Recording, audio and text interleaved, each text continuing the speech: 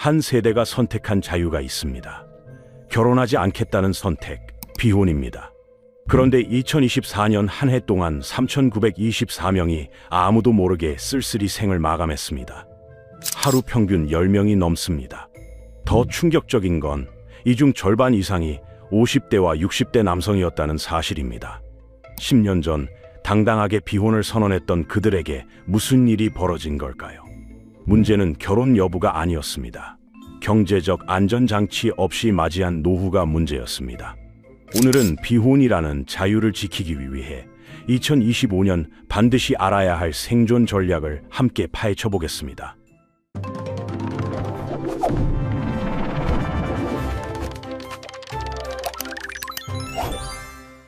2024년 한 해 동안 고독사로 발견된 사람이 3,924명입니다. 2023년보다 7% 넘게 증가한 수치입니다. 하루로 나누면 매일 10명 이상이 아무도 모르게 쓸쓸히 세상을 떠나고 있다는 뜻입니다. 이 숫자는 단순한 통계가 아닙니다. 누군가의 삶이 끝나는 순간까지 곁에 아무도 없었다는 의미이기도 합니다. 발견되기까지 며칠, 길게는 몇 주가 걸린 경우도 많았습니다. 고독사라는 단어를 들으면 대부분 노인을 떠올립니다. 하지만 최근 통계를 보면 상황이 달라졌습니다. 고독사 중 60대가 32%로 가장 많고 50대가 30%로 그 뒤를 잇습니다. 40대도 13%나 됩니다. 젊다고 안심할 수 없는 시대가 된 것입니다. 특히 50대와 60대 남성이 전체 고독사의 절반 이상을 차지하고 있습니다. 나이가 문제가 아니라 혼자라는 것, 그리고 준비가 되어 있지 않다는 것이 문제입니다. 10년 전을 떠올려 보겠습니다. 2010년대 중반, 비혼 선언이 하나의 트렌드처럼 번졌습니다. 결혼은 선택이라는 인식이 퍼지면서 많은 2030 세대가 독립적인 삶을 선택했습니다. 당시에는 그것이 진보적이고 멋진 결정처럼 보였습니다. 결혼에 얽매이지 않고 나만의 인생을 산다는 것은 충분히 매력적인 선택지였거든요. 그런데 문제가 있었습니다. 비혼이라는 선택 뒤에 따라오는 현실을 제대로 준비한 사람이 많지 않았습니다.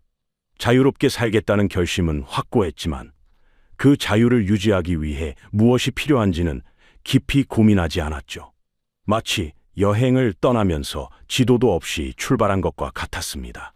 목적지는 정했지만 가는 길은 생각하지 않은 셈입니다. 고독사의 원인을 분석해보면 공통점이 보입니다. 경제적 어려움, 건강 악화, 그리고 사회적 고립입니다. 이 세 가지가 복합적으로 작용합니다. 특히 경제적 문제가 방아쇠 역할을 하는 경우가 많습니다. 일을 할 수 없게 되면 수입이 끊기고, 수입이 끊기면 주거가 불안정해지며, 주거가 불안정해지면 건강관리도 어려워집니다. 한 가지 문제가 다른 문제를 불러오는 악순환이 시작되는 것입니다. 비혼을 선택한 사람들 중에는 가족의 지원을 기대하기 어려운 경우가 많습니다. 부모님은 연로해지고 형제 자매와는 각자의 삶으로 멀어집니다. 위기의 순간에 손을 내밀 곳이 마땅치 않습니다. 이것이 바로 비혼 생활의 가장 큰 취약점입니다. 3,924명이라는 숫자가 우리에게 보내는 신호는 분명합니다. 경제적 안전장치 없는 자유는 위험하다는 것입니다. 비혼이 잘못된 선택이라는 뜻이 아닙니다. 다만 그 선택을 지속하기 위해서는 반드시 갖춰야 할 것들이 있다는 뜻입니다. 그것이 무엇인지 지금부터 하나씩 살펴보겠습니다. 10년 전 비혼을 선언했던 2030 세대는 지금 3040이 되었습니다.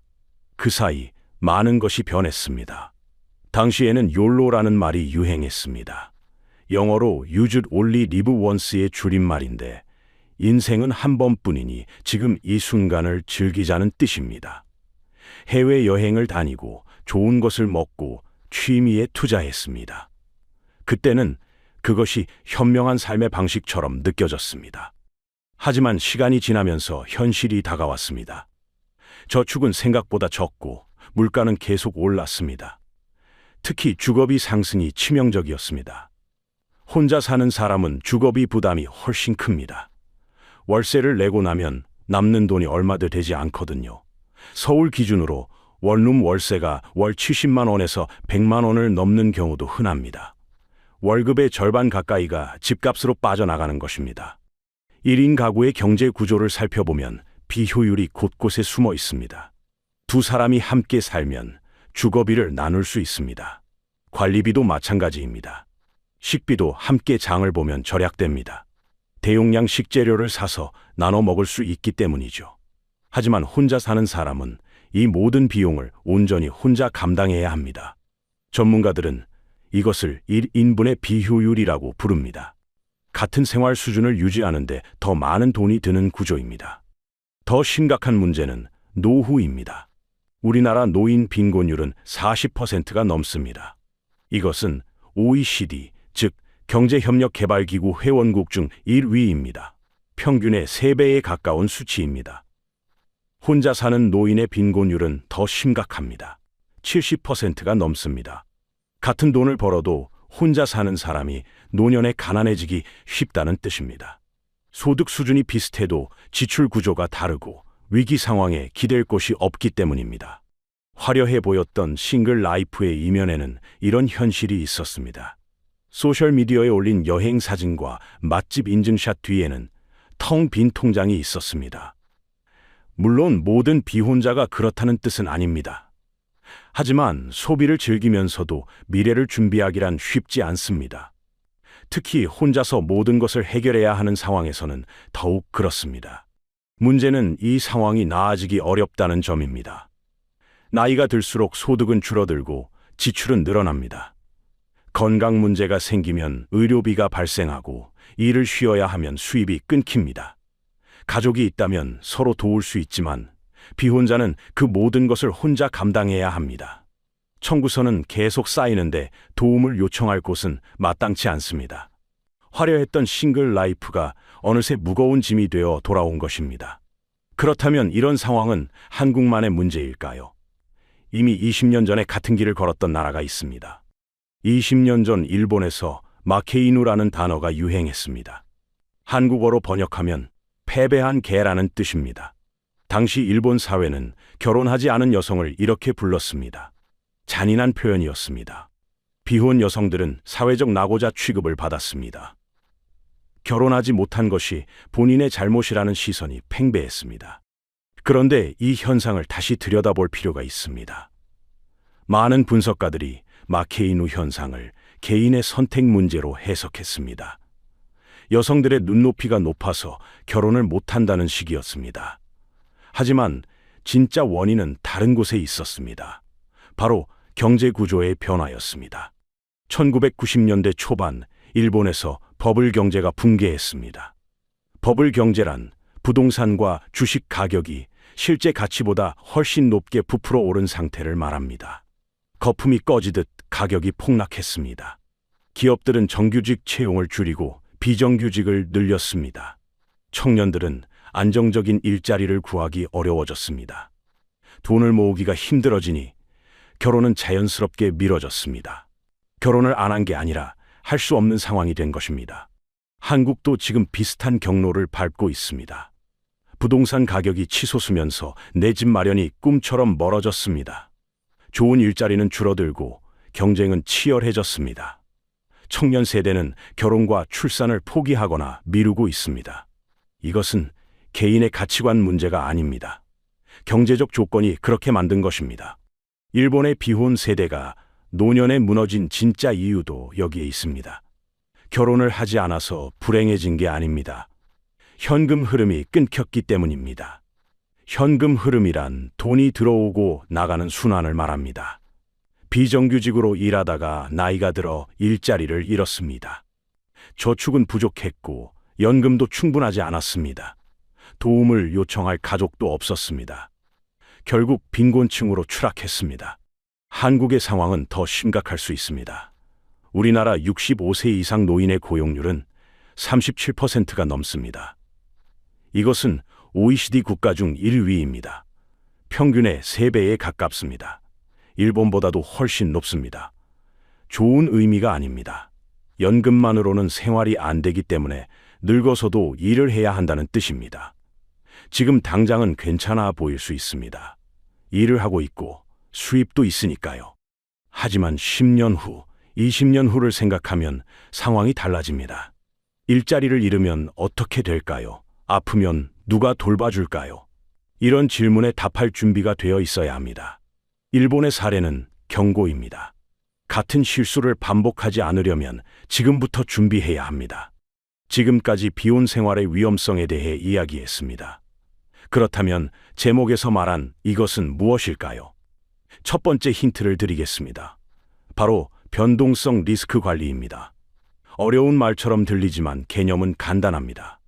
변동성 리스크란 예상치 못한 상황이 발생했을 때 생기는 위험을 말합니다. 갑자기 아프거나 일자리를 잃거나 큰 돈이 필요한 일이 생기는 것입니다. 이런 일은 누구에게나 일어날 수 있습니다. 문제는 그 상황을 어떻게 버티느냐입니다. 두 사람이 함께 사는 가정을 생각해 보겠습니다. 한 사람이 아프면 다른 사람이 일을 합니다. 한 사람이 실직하면 다른 사람의 수입으로 버팁니다. 위기 상황에서 서로가 안전망이 되어주는 것입니다.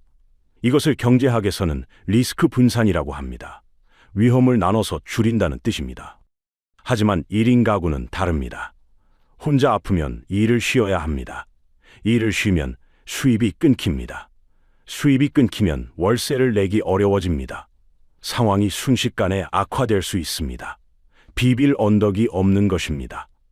소득이 잠시라도 끊기는 것이 곧장 생존 위기로 이어지는 구조입니다. 실제 사례를 보겠습니다. 40대 프리랜서 A씨는 건강에 자신이 있었습니다. 운동도 열심히 하고 식단 관리도 했습니다. 그런데 어느 날 갑자기 허리 디스크가 터졌습니다. 3개월간 일을 할 수 없었습니다. 문제는 프리랜서라 유급 병가가 없다는 것이었습니다. 회사원이라면 아파도 월급이 나오지만 프리랜서는 일을 못하면 수입이 없습니다. 저축도 많지 않았습니다. 결국 카드 빚을 내서 버텼습니다. 회복한 뒤에도 빚을 갚느라 한동안 고생했습니다. 이런 상황을 막으려면 어떻게 해야 할까요? 첫째, 비상금을 마련해야 합니다. 최소 6개월치 생활비를 모아두는 것이 좋습니다. 월 생활비가 150만 원이라면 900만 원 정도입니다. 둘째, 보험을 점검해야 합니다. 실비보험은 병원비를 돌려받는 보험입니다. 소득보장보험은 일을 못할 때 생활비를 받는 보험입니다. 이 두 가지가 있는지 확인해 보세요. 셋째, 부수입 구조를 만들어야 합니다. 하나의 수입원에만 의존하면 위험합니다. 작게라도 여러 곳에서 돈이 들어오게 만들어야 합니다. 변동성 리스크 관리, 이것이 비혼 생존의 첫 번째 열쇠입니다. 여기서 잠시 분위기를 바꿔보겠습니다. 지금까지 비혼의 위험성을 강조했습니다. 그렇다면 결혼만 하면 모든 문제가 해결될까요? 결론부터 말하면 그렇지 않습니다. 기혼자의 빈곤율도 상승하고 있습니다. 결혼했다고 해서 경제적 안정이 보장되는 시대는 지났습니다. 맞벌이를 해도 아이 교육비와 주거비를 감당하기 어려운 가정이 많습니다. 한 달 수입이 다 나가고 남는 것이 없는 경우도 흔하죠. 이혼율도 높아지고 있습니다. 특히 황혼 이혼이라고 불리는 중년 이후의 이혼이 늘고 있습니다. 이혼 후 빈곤층으로 전락하는 사례도 증가하고 있습니다. 결국 문제의 핵심은 결혼 여부가 아닙니다. 1인분을 책임질 능력이 있느냐입니다. 결혼을 했든 하지 않았든 스스로 자신의 삶을 지탱할 수 있어야 합니다. 배우자에게 기대거나 가족에게 의존하는 것만으로는 불안정합니다. 내가 나를 책임질 수 있는 경제력, 이것이 진짜 안전망입니다. 이렇게 보면 비혼이 문제가 아니라는 것을 알 수 있습니다. 혼자 살기로 했는데 혼자 살 준비를 하지 않은 것이 문제입니다. 자유를 선택했지만 자유의 대가를 계산하지 않은 것입니다. 여기서 중요한 사실을 말씀드리겠습니다. 혼자라서 죽는 게 아닙니다. 가난해서 고립되는 것입니다. 돈이 있으면 도움을 받을 수 있습니다. 요양 서비스도 이용하고 병원에도 갈 수 있습니다. 필요하면 사람을 고용할 수도 있습니다. 하지만 돈이 없으면 모든 문이 닫힙니다. 도움을 요청할 곳도 없어집니다. 사회와의 연결이 끊기고 결국 고립되고 맙니다. 젠더 갈등의 프레임을 걷어내야 합니다. 비혼이 여성만의 문제도 아니고 남성만의 문제도 아닙니다. 오히려 고독사 통계를 보면 남성이 훨씬 취약합니다. 고독사 10명 중 8명이 남성입니다. 특히 50대와 60대 남성이 가장 위험한 집단입니다. 성별과 상관없이 개인의 경제적 자립 문제입니다. 누구든 혼자서도 생존할 수 있는 힘을 갖춰야 합니다. 그것이 비혼자든 기혼자든 마찬가지입니다. 결혼이냐 비혼이냐가 운명을 가르는 것이 아닙니다. 준비했느냐 하지 않았느냐가 운명을 가릅니다. 그렇다면 준비를 잘한 사람들은 어떻게 살고 있을까요? 같은 비혼자라도 결과는 다릅니다. 어떤 사람은 고립되고 어떤 사람은 잘 살아갑니다. 준비를 잘한 비혼자들의 공통점을 분석해 보겠습니다. 첫째, 소비 방식이 다릅니다. 2025년 트렌드 키워드 중 옴니보어라는 말이 있습니다. 원래는 풀과 고기를 가리지 않고 먹는 잡식성 동물을 뜻합니다.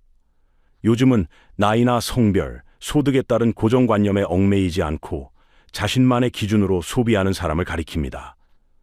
필요할 때는 비싼 것도 사지만 아껴야 할 때는 확실히 아낍니다. 불필요한 소비를 줄이고 가치 있는 곳에 집중하죠. 잘 사는 비혼자들은 이런 똑똑한 소비 습관을 가지고 있습니다. 둘째, 주거비를 효율적으로 관리합니다. 대표적인 방법이 공유 주거입니다.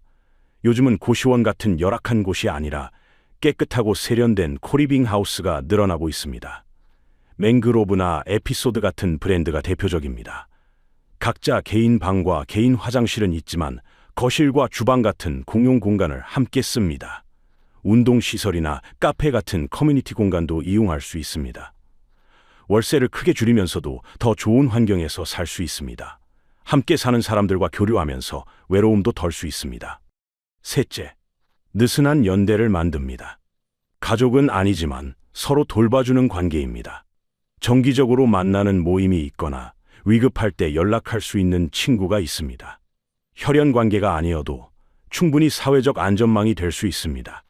혼자 살지만 혼자가 아닌 상태를 만드는 것입니다. 이런 관계를 유지하는 사람들은 위기 상황에서도 도움을 받을 수 있습니다.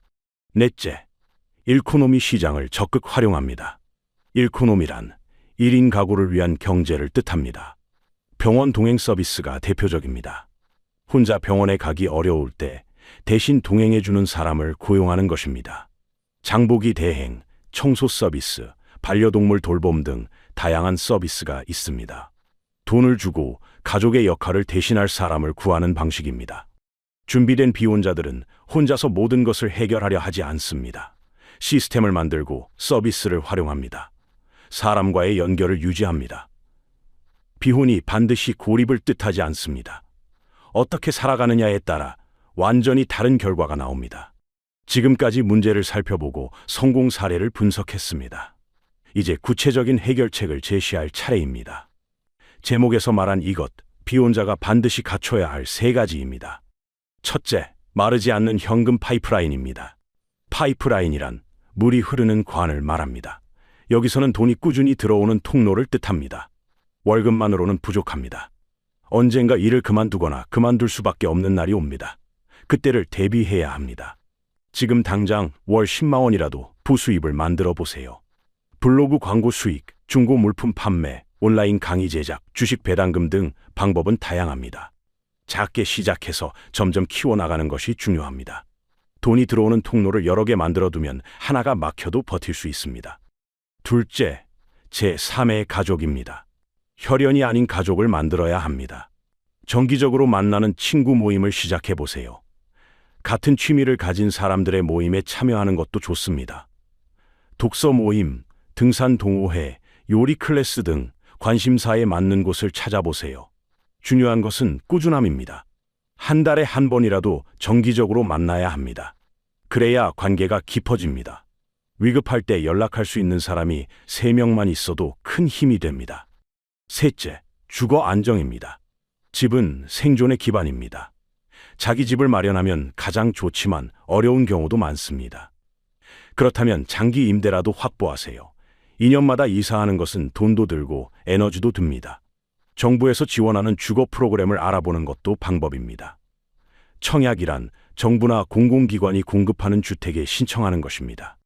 청약 점수가 몇 점인지 확인해 보세요. 1인 가구를 위한 공공임대주택도 늘어나고 있습니다. 청년 월세 지원 제도도 있습니다. 어떤 방법이든 주거가 불안정하면 모든 것이 흔들립니다. 가장 먼저 챙겨야 할 것이 바로 안정적인 거처입니다. 이 세 가지를 갖추면 비혼도 충분히 안전합니다. 현금, 사람, 집. 어렵게 생각할 필요 없습니다. 하나씩 준비해 나가면 됩니다. 오늘부터 시작해도 됩니다. 월 10만 원짜리 부수입부터 만들어 보세요. 오래된 친구에게 연락해서 밥 한 끼 약속을 잡아보세요. 작은 시작이 나중에 큰 차이를 만듭니다. 지금까지 비혼 생활의 위험과 생존 전략을 살펴보았습니다. 마지막 장에서는 지금까지의 내용을 정리하고 마무리하겠습니다. 비혼은 몰락이 될 수도 있고 완벽한 자유가 될 수도 있습니다. 그 갈림길은 오직 준비에 달려 있습니다. 결혼을 하지 않는다고 해서 불행한 것이 아닙니다. 결혼을 한다고 해서 행복이 보장되는 것도 아닙니다. 중요한 것은 자신의 삶을 스스로 책임질 수 있는 능력입니다. 자유의 대가는 생각보다 비쌉니다. 비혼을 선택하면 가족의 안전망 없이 살아가야 합니다. 모든 위험을 혼자 감당해야 합니다. 아플 때 간호해 줄 사람이 없고 돈이 떨어져도 손 벌릴 곳이 마땅치 않습니다. 하지만 그 값을 치를 준비가 된 사람에게 비혼은 축복이 됩니다. 누구의 눈치도 보지 않고 나만의 방식으로 살아갈 수 있습니다. 시간과 돈을 온전히 나를 위해 쓸 수 있죠. 분명히 매력적인 삶입니다. 문제는 그 삶을 유지하기 위해 무엇이 필요한지 알고 있느냐입니다. 현금 흐름을 만들었나요? 위기 때 기댈 수 있는 사람이 있나요? 안정적인 거처를 확보했나요? 이 질문에 자신 있게 답할 수 있다면 걱정하지 않아도 됩니다. 하지만 조금이라도 불안하다면 지금이라도 준비를 시작해야 합니다. 시간은 생각보다 빠르게 흘러갑니다. 10년 전의 2030이 지금의 3040이 되었습니다. 또 10년이 지나면 4050이 됩니다. 그때 가서 준비하기는 이미 늦습니다. 체력도 줄고 새로운 것을 시작하기도 어려워집니다. 젊을 때 시작해야 합니다. 지금이 가장 좋은 시작점입니다. 오늘 이 영상을 보고 있는 여러분께 묻겠습니다. 여러분의 노후는 안녕하십니까? 이 질문에 대한 답은 미래의 일이 아닙니다. 지금부터 만들어가는 것입니다. 오늘 하루 작은 행동이 10년 뒤, 20년 뒤에 여러분을 바꿉니다. 준비된 자유는 축복이 됩니다. 하지만 아무런 대비 없이 맞이하는 자유는 재앙이 될 수 있습니다. 선택은 여러분의 몫입니다. 오늘 영상에서는 비혼이라는 선택이 왜 경제적 준비를 필요로 하는지 살펴보았습니다. 2024년 고독사 3,924명, 혼자 사는 노인 빈곤율 70%가 넘는다는 숫자는 분명한 경고입니다. 핵심은 간단합니다. 비혼 자체가 문제가 아닙니다. 준비 없이 맞이하는 노후가 문제입니다. 현금 흐름, 사회적 연대, 주거 안정, 이 세 가지만 갖추면 비혼도 충분히 안전하고 행복한 삶이 될 수 있습니다. 여러분은 지금 어떤 준비를 하고 계신가요? 댓글로 여러분의 생각을 들려주시면 감사하겠습니다. 다음 영상에서는 비혼자를 위한 구체적인 재테크 전략을 다룰 예정입니다. 월급 외에 부수입을 만드는 현실적인 방법, 1인 가구에 맞는 보험 설계, 청약 점수 올리는 법까지 실전편으로 준비하겠습니다.